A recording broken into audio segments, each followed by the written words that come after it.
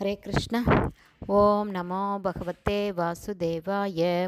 நாராயணம் நமஸ்கிருத்யம் நரம் சைவ நரோத்தமம் தேவீம் சரஸ்வதீம் யாசம் ததோ ஜெயம் உதீரயேத்.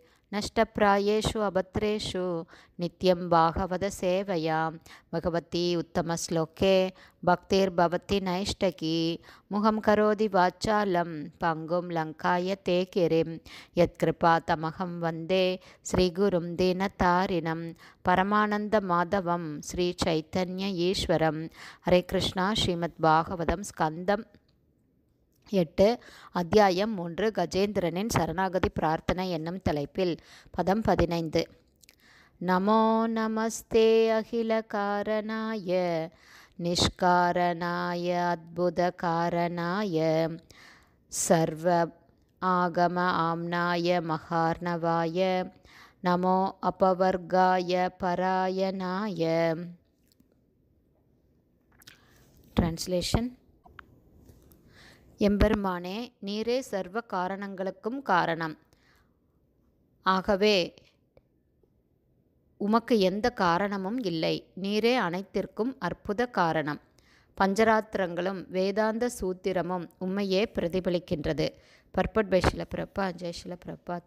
ஹரே கிருஷ்ணா. இதோட எக்ஸ்ப்ளனேஷன் போன ஆடியோவில் பாதி பார்த்துருக்கோம். பேலன்ஸ் இப்போ பார்க்கலாம். இந்த ஜட உலகிலும் கூட கோடிக்கணக்கான ஆண்டுகளாக இருந்து வரும் சூரியன் படைப்பின் துவக்கத்திலிருந்து உஷ்ணத்தையும் ஒளியையும் வழங்கி வந்துள்ளதை நாம் அறிகிறோம். இருந்தாலும் அதன் சக்தி மாற்றமடையாமல் அப்படியே இருக்கிறது. ஆகவே பரம காரணம் அல்லது பரபிரம்மமாகிய பகவான் கிருஷ்ணரை என்னவென்று கூறுவது? அனைத்தும் நிரந்தரமாக பகவான் கிருஷ்ணரிடமிருந்து தோன்றிய வண்ணம் இருக்கின்றன. இருந்தாலும் அவரது மூல உருவம் அப்படியே இருக்கிறது, சச்சிதானந்த விக்கிரகமாக. ஸ்ரீமத் பகவத்கீதையில் 10ஆம் அத்தியாயம் 8வது பதத்தில் பகவான் கிருஷ்ணர் பின்வருமாறு கூறுகிறார்: மத்தக சர்வம் பிரவர்த்ததே, அதாவது அனைத்தும் என்னிடமிருந்தே தோன்றுகின்றன என்பதே இதன் பொருள். அனைத்தும் பகவான் ஸ்ரீ கிருஷ்ணரிடமிருந்து நித்தியமாக தோன்றிக்கொண்டு இருந்தாலும் அவர் எவ்வித மாற்றமும் இல்லாமல் அதே கிருஷ்ணராகவே இருக்கிறார். எனவே ஜடபந்தத்திலிருந்து விடுபட விருப்பம் கொண்டுள்ள எல்லா ஆன்மீகிகளுக்கும் பகவான் கிருஷ்ணரே புகலிடம். அனைவரும் பகவான் கிருஷ்ணரிடம் சரணாகதி அடைய வேண்டும். ஆகவேதான் பின்வருமாறு கூறப்பட்டுள்ளது: அகாமக சர்வ காமோவா மோக்ஷ காமா உதாரதி தீவிரேன பக்தி யோகேன யஜதே புருஷம் பரம். ஒருவன் அனைத்தையும் ஆசைப்படுபவனாகவோ அல்லது ஆசையற்றவனாகவோ அல்லது பகவானின் இருப்பில் கலந்துவிட விரும்புவனாகவோ எப்படி இருந்தாலும் அவன் உன்னதமான பக்தி தொண்டின் மூலமாக பகவான் ஸ்ரீ கிருஷ்ணரை வழிபடுபவனாக இருந்தால் மட்டுமே அறிவு படைத்தவனாக கருதப்படுகிறான். இது ஸ்ரீமத் பாகவதம் ஸ்கந்தம் 2 3ஆம் அத்தியாயம் 10வது ஸ்லோகம். ஸ்ரீ கிருஷ்ணரே பரம்பிரம்ம அல்லது பரம புருஷராகவும் பரம்தாம அல்லது பரம அடைக்கலமாகவும் இருக்கிறார்.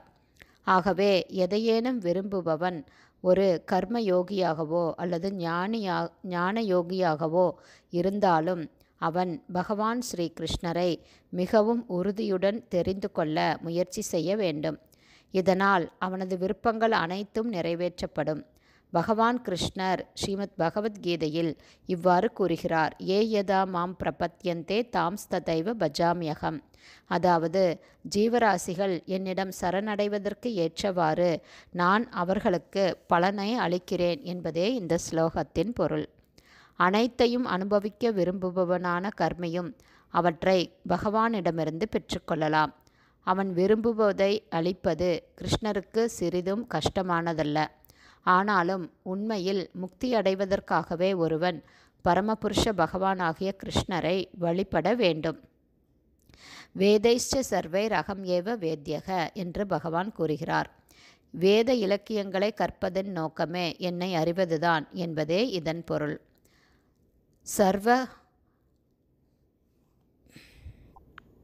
சர்வ ஆகம ஆம்னாய மகார்ணவாய என்று இந்த ஸ்லோகத்தில் இங்கு உறுதி செய்யப்படுவது போல அவர் கடலாவார். வேத அறிவு முழுவதும் அவரை நோக்கி பாய்கிறது. ஆகவே நுண்ணறிவு படைத்த ஆன்மீகிகள் பகவான் கிருஷ்ணரிடம் தஞ்சமடைகின்றனர். சர்வ தர்மான் பரித்யஜ்ய மாம் ஏகம் சரணம் விரஜ, அதாவது என்னை மட்டுமே சரணடை என்று பகவான் ஸ்ரீ கிருஷ்ணர் ஸ்ரீமத் பகவத்கீதையில் கூறுகிறார். இதுவே முடிவான இலக்காகும். ஹரே கிருஷ்ணா. ஸ்ரீமத் பாகவதம் ஸ்கந்தம் 8 அத்தியாயம் 1 கஜேந்திரனின் சரணாகதி பிரார்த்தனை என்னும் தலைப்பில் பதம் 15 ஸ்ரீல பக்திவேதாந்த சுவாமி பிரபுபாதாவின் விளக்க உரை இத்துடன் நிறைவடைந்தது. ஹரே கிருஷ்ணா. ஸ்ரீல குருதேவுக்கு ஜெய்.